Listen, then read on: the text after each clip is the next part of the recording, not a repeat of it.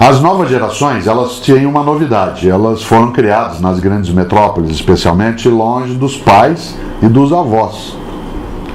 Uma das coisas que mais faz mal hoje para as gerações que estão entrando no mercado de trabalho é o distanciamento da família na sua convivência. Pode parecer estranho, mas avô e avó, tio e tia, sempre foram decisivos. Porque, por exemplo, na casa da avó podia tudo menos o que ela proibia.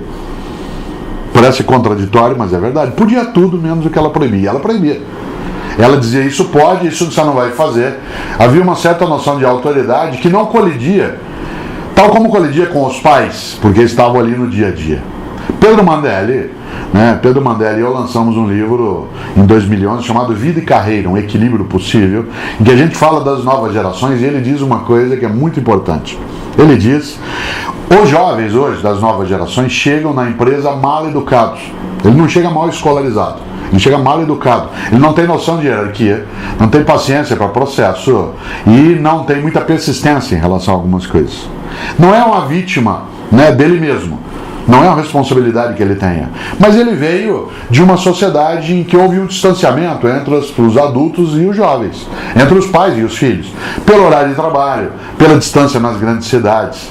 Portanto, esse jovem chega com dificuldade para ser educado nas relações. E aí eu estou falando de boa educação mesmo, não estou falando de escolarização. A empresa está tendo, diz o Mandelli com toda razão, está tendo que educar os que chegam.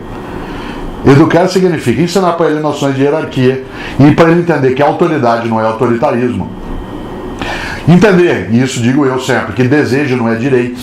Não é só porque eu quero, que eu tenho direito. Que existe a necessidade de se compor um tempo de paciência, que é preciso ter paciência. Paciência não é lerdeza.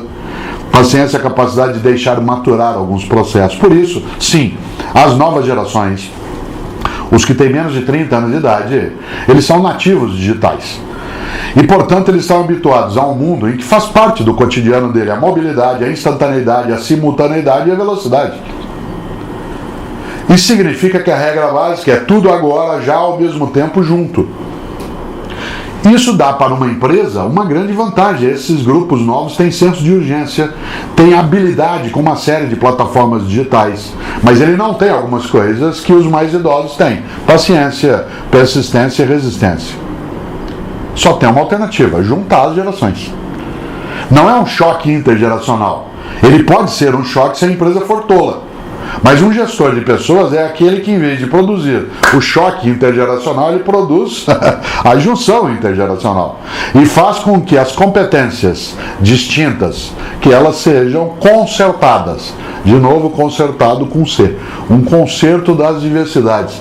Você quer coisa mais bonita do que uma orquestra em que um violino é concertado com um instrumento de percussão, em que um baixo tuba vai junto com um fagote ou um oboé, e isso produz harmonia? Essa é a tarefa. Novas gerações são muito bem-vindas e precisam sê-lo.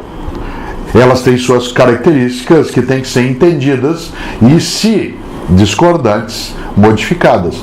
Mas eles não chegam, os jovens, sem nada a saber. Eles têm imensas habilidades, têm várias capacidades, e se nós, mais idosos, formos capazes de fazer essa junção, esse mutirão de competências, ninguém perde.